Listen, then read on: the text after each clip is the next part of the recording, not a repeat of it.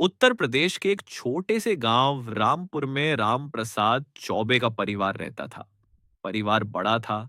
बूढ़े माँ बाप, पत्नी सुनीता, दो बेटे अरविंद और संदीप, एक बेटी पूजा और खेतीहर मजदूर चाचा गंगाधर। चौबे जी गांव में बहुत इज्जतदार थे, क्योंकि वे न सिर्फ खेती से अच्छे पैसे कमाते थे बल्कि गांव वालों की मदद भी करते थे। घर का वातावरण बड़ा ही हंसमुख था। सुबह सुबह माँ सरस्वती देवी तुलसी के चबूतरे पर दीप जलाकर घर आंगन को पवित्र करती। बच्चे स्कूल जाने से पहले उनका आशीर्वाद लेते। सुनीता भाभी सबको गरम गरम पराठे खिलाती। चौबे जी खेतों का हाल देखने जाते। गांव में लोग अक्सर कहते, चौबे जी का घर तो एक आदर्श परिवार है, जहां सभी एक दूसरे के साथ मिलजुल कर रहते हैं। लेकिन हर सुखी परिवार के साथ कुछ न कुछ परीक्षा भी जुड़ी रहती है, और यह परीक्षा धीरे धीरे चौबे परिवार के सामने आने वाली थी। वक्त बदला। दोनों बेटे बड़े हो गए।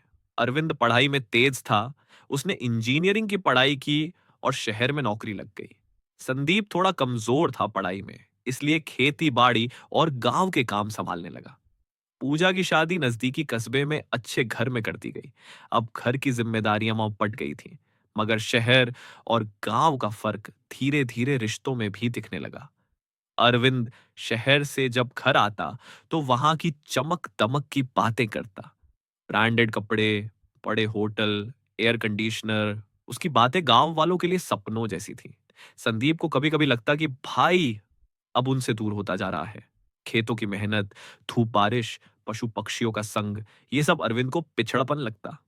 एक दिन चौबे जी ने कहा, बेटा, तुम दोनों भाइयों में फर्क मत आने देना। यही खेत हमारी जड़ है और यही परिवार की ताकत। लेकिन मन के भीतर की खाई बढ़ती चली जा रही थी। कुछ सालों बाद चौबे जी बूढ़े हो गए। अब खेतों की देखभाल की असली जिम्मेदारी संदीप पर आ गई थी। उधर अरविंद ने शहर में अच्छा मकान बना लिया और वहीं बस गया। फिर बात आई जायदाद बांटने की। अरविंद चाहता था कि खेत बेचकर उसका हिस्सा उसे दे दिया जाए, ताकि वह शहर में निवेश कर सके। मगर संदीप बोला, भैया ये खेत तो हमारी माँ जैसी हैं, इनको कैसे बेच सकते हैं। बहस बढ़ गई। अरविंद बोला, संदीप तुम्हें गांव में रहना है तो रहो, पर मुझे आगे बढ़ना है। खेत की मिट्टी खाकर कब तक गुजारा करोगे। संदीप का दिल टूट गया। वही भाई जिसके साथ उसने बचपन में मिट्टी के खिलौने बनाए, तालाब में तैरा, आज वही भाई खेतों को बोझ समझ रहा था। माँ बाप के सामने यह कलह देखना असहनीय था। चौबे जी बीमार रहने लगे। माँ सरस्वती देवी रोज भगवान से प्रार्थना करती, हे प्रभु, मेरे बच्चों में मतभेद मत होने देना। एक साल गांव में भयंकर सूखा पड़ा। खेत सूख गए, कुएं का पानी खत्म हो गया। संदीप अकेले परेशान हो गया। उसी दौरान अरविंद शहर से आया, लेकिन उसने मदद करने से मना कर दिया। कुछ ही समय बाद शहर की कंपनी में मंदी आ गई और अरविंद की नौकरी चली गई। कर्ज बढ़ने लगा। जो शहर उसे सपनों का महल लगता था, वही अब बोझ बन गया। लाचार होकर अरविंद गांव लौट आया। संदीप ने बिना किसी गिले शिकवे के उसे गले लगाया और बोला, भैया खेतों ने कभी हमें धोखा नहीं दिया। ये सूख भी जाई तो अगली बरसात में फिर हरे हो जाते हैं। इंसान अगर अपने रिश्ते तोड़ ले तो वे कभी हरे नहीं होते। अरविंद रो पड़ा। उसने पहली बार महसूस किया कि परिवार और रिश्ते ही असली पूंजी हैं, बाकी सब अस्थाई हैं। अरविंद ने खेतों की देखभाल में संदीप का साथ देना शुरू किया। दोनों भाइयों ने मिलकर आधुनिक खेती अपनाई। टपक सिंचाई, जैविक खाद और सरकारी योजनाओं का लाभ। धीरे धीरे खेत फिर से सोना उगलने लगे।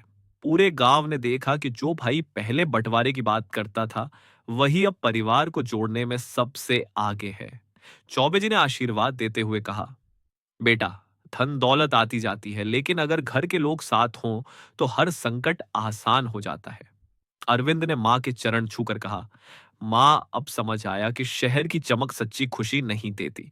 असली सुख तो अपने परिवार की हंसी में है, अपनों के साथ रहने में है। धीरे धीरे पूरा परिवार फिर से एक सूत्र में बंध गया।